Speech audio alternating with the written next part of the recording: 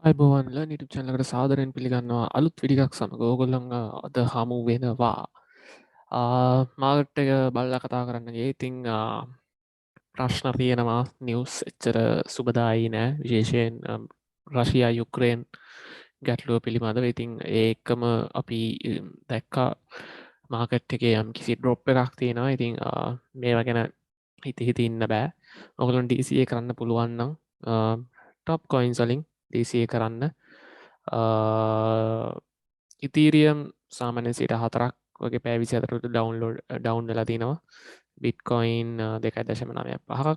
ඉතින් ඒ විදිහට අනිත් කොයින්ස් ටෝකන්ස් ටිකත් පල්ලෙහාට ඇවිල්ලා තියෙනවා. ඉතින් මේ ගැන තමයි මාකට් එක ගැන කතා කරන්න තියෙන්නේ.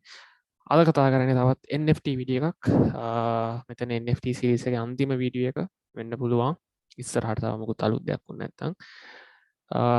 ගොඩක් දෙනෙක් ඇහුවා NFT වල වයිට් ලිස්ටින් කියන්න මොකක්ද කියලා. ඉතින් වයිට් ලිස්ටින් ගැන කතා කරන්න තමයි අද වීඩියෝ එකට අපි ආවේ. දැන් NFT කතා කරද්දී ඉතින් අපි NFT පිළිබඳව ඇත්ත තත්ත්වය කතා කරා. ඊට පස්සේ OpenSea වගේ ලොකු ප්ලැට්ෆෝම් එක සිංගල් NFT විදිහට ලිස්ට් කරන්නේ කොහොමද? මේ ප්ලැට්ෆෝම් එක අපි ගැන කතා කරා. ප්ලැට්ෆෝම් එකේ අපි Ethereum මේ වගේම Polygon chain එකෙන් සිංගල් NFTs අපි ලිස්ට් කරා. ඊට පස්සේ වීඩියෝස් වලින් අපි හැෂ් ලිප්ස් ජෙනරේටර් එයාගේ රෙපෝ එක යූස් කරලා අපි 10,000 කලෙක්ෂන් එකක් ජෙනරේට් කරන්න කොහොමද කියලා බැලුවා. ඊට පස්සේ කෝඩින් පිළිබඳ ප්‍රශ්න තියෙන කට්ටියට කෝඩින් වැඩේ හරියන්නේ නැහැ කියලා හිතන කට්ටියට අපි software එකක් cloud based ඒ කියන්නේ වෙබ්සයිට් එකක් ගැන කතා කරා. මේ NFTs කොහොමද ජෙනරේට් කරන්නේ. ඉතින් NFT ගැන කතා කරද්දී ඉතින් මේ තවත් කතා කරන්න බැරි කතා නොකරම බැරි දෙයක් තමයි white listing කියන දේ. ඉතින් ඒ ගැන අද අපි කතා කරමු. ඉතින් white listing ගැන කතා කරොත් අපි මම white listing එක W කියලා මෙතන note එකක් දාගන්න. white listing ඇත්තට මේ ටෙක්නොලොජි cyber security background එකකින් ඉතින් අපි සාමාන්‍යයෙන් white list කරනවා කියන්නේ අපි ඉඩ ලබා දෙනවා කියන එක තමයි සිංහලෙන් මේ IT වල නම් අපි කියන්නේ. ඉතින් NFT වලටත් මේකම ටර්ම් එක තමයි පාවිච්චි කරලා තියෙන්නේ. ඉතින් NFT වලදී වෙන්නේ අපි හැමෝම දන්නවා ක්‍රිප්ටෝ වල wallet තියෙනවා. ඒ වගේම ඒ wallet වලට wallet address එකක් තියෙනවා. විශේෂයෙන් ගොඩක් NFT projects and Ethereum based හන්දා අපි public Ethereum address එක කියමුද. ඉතින් මම කලින් පෙන්නලා තියෙනවා කොහොමද මේ address එක ගන්න කියලා. ඉතින් මේ address එක pre-approve කරගන්න එක තමයි මේ white listing කියලා කියන්නේ. ඒ කියන්නේ මේ address එක අපේ තියෙන public Ethereum හරි Solana base නම් ඒ address එක pre-approve PA කියලා මම දන්නම් pre-approve කරගන්න එක තමයි කියන්නේ. ඉතින් මේක ගොඩක් වෙලාවට airdrop කියන එකටත් සම්බන්ධ වෙනවා. ඒ කියන්නේ සාමාන්‍යයෙන් ඔයගොල්ලෝ airdrop එකක් කිව්වොත් ඔයගොල්ලෝ තේරෙනවා ඇතිනේ coin tokens වලට drop වෙනවා. ඒ වගේ මේක drop එකක් කියන්නත් පුළුවන්. හැබැයි මෙතන තියෙන ප්‍රශ්න තමයි ගොඩක් වෙලාවට මේ NFTs pre-approve කරන එකේදී ඔයාට free හම්බෙන්නේ නැහැ. සමහරට අඩු රේට් එකට හම්බෙන්න පුළුවන්. එහෙම නැත්නම් තියෙන රේට් එකටම හම්බෙන්න පුළුවන්. අපි කියන්නම් ඒ white list කරන්න කියලා මම කියන ඉස්සරහට කතා කරනවා. ෆ්‍රී හම්බ වෙන්න නැතිකමක් නෑ නෙමේ ෆ්‍රී හම්බ වෙන්න තියෙන chance එක අඩුයි. ඒ project එකෙන් project එකට. මොකද මේකට හරි නීතියක් නෑ මෙහෙම white list වෙන්න ඕන කියලා. එක එක project කට්ටිය එක එක විදිහට තමයි හිතන් ඉන්නේ. ඉතින් white list ගන්න approve කරගන්නවා කියන්නේ නිකම් ඔටෝමැටිකලි approve වෙන්නේ නැහැ. සාමාන්‍යයෙන් white list වෙන්න යම් කිසි දේවල් වගේ කරන්න ඕනේ. ඒකටත් හරියම නීතියක් නැහැ මේම කරන්න ඕනේ කියලා. එක එක project එකට එක එක දේවල් කියන්න පුළුවන්. ඉතින් මම එක ප්‍රොජෙක්ට් එකක් කරන් පෙන්නන්නම් ඒ ප්‍රොජෙක්ට් එකේ කොහොමද white list වෙන්නේ කියලා. ඉතින් ඒ ප්‍රොජෙක්ට් එකේ දේවල් කරාම අපේ address එක දුන්නාම ඔක්කොම complete airdrop එකකට කරන්න තියෙන දේවල්ම තමයි complete කරාම අපේ address එක දෙන්නාම ඒගොල්ලෝ confirm කරලා ඒගොල්ලොන්ව අපිව white list කරනවා. ඉතින් white list කරන්නේ ඇයි කියලා කතා කරොත් එකක් තමයි ගොඩක් වෙලාවට මෙහෙම white list එකක් කරන්නේ අපි කිව්වොත් පළවෙනිට වෙන සපෝටර්ස්ලා ඉන්න කට්ටියක් ඉන්නවනේ. ඒ කියන්නේ ප්‍රොජෙක්ට් එකක් ගැන ට්‍රස්ට් එක තියලා පළවෙනිටම ජොයින් වෙන කට්ටියට ඉන්සෙන්ටිව් එකක් එහෙම නැත්නම් දිරිගැන්වීමක් වශයෙන් white list කරනවා. අනිත් හේතුව තමයි gas fees අඩු කරන්න. මේකට ප්‍රධානම හේතුව තමයි ගොඩක් කට්ටිය මේක හයි ඇයි ගෑස් ෆීස් අඩු කරන්න කියන්නේ. දැන් උදාහරණයක් වශයෙන් මම ගන්නම් ඉන්විසිබල් ෆ්‍රෙන්ඩ්ස් කියන මේ හෙට මේක මින්ට් වෙන්න තියෙන්නේ. දැන් මේක සයිට් එකට ගියොත් බලා ගන්න පුළුවන්. මේක හෙට ඩේට් එක දාලා තිනවා මින්ට් ඉන් ෆෙබ්‍රුවරි 20ද 5000ක් තියෙනවා. ඉතින් මේක හෙට අවුට් වෙද්දී මේ 5000 මින්ට් කරන්න ගියොත් ඉතීරියම් එකේදී ගොඩක් ගෑස් ෆී එකක් යන්න පුළුවන්. විශේෂ හේතුවක් තමයි මොකද කට්ටිය බලන්නේ ඉක්මනට මේක විකින්න ඉවරන කලින් බයි කරන්නනේ.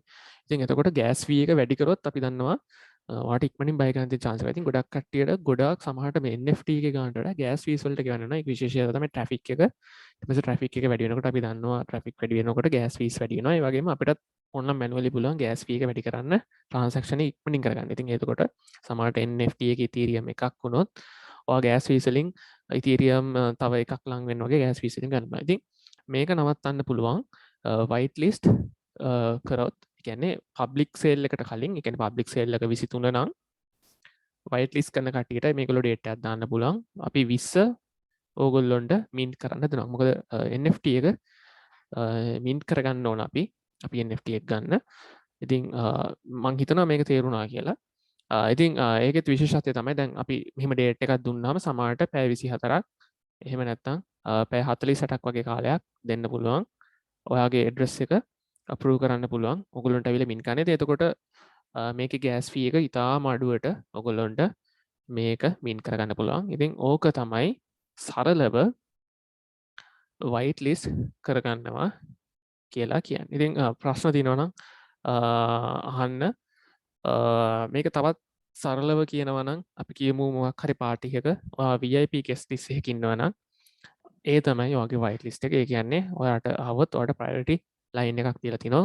කලින් ඇවිල්ලා ඔයාගේ ඔයාට අදාළ දේ ලබා ගන්න. ඒ වගේම පාටි එකට එන්න වෙන්න.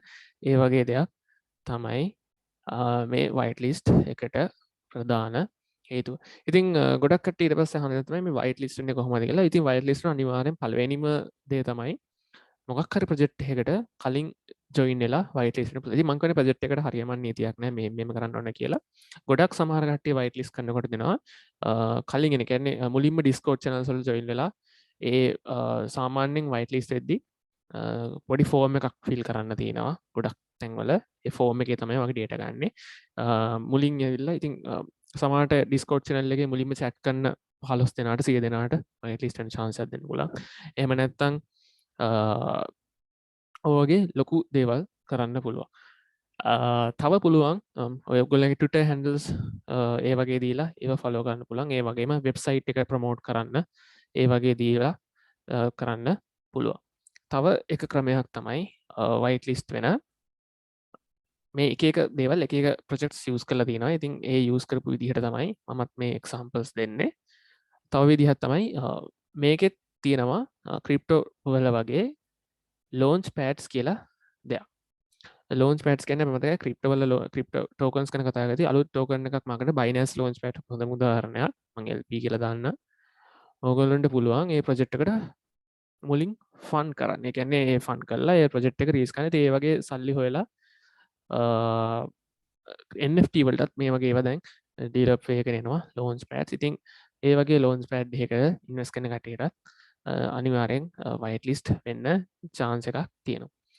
තව white list වෙන්න පුළුවන් විදිහක් තමයි දැන් NFT කට්ටිය දැන් රහ දැනගත්තාම NFT ප්‍රොජෙක්ට් එකක් සාර්ථක වුණොත් ඒගොල්ලෝ එක NFT ප්‍රොජෙක්ට් එකකින් නවතින්නේ නැහැ. ඒකට උදාහරණයක් තමයි දැන් මේ invisible friends අපි දැන් කතා කරපු එක.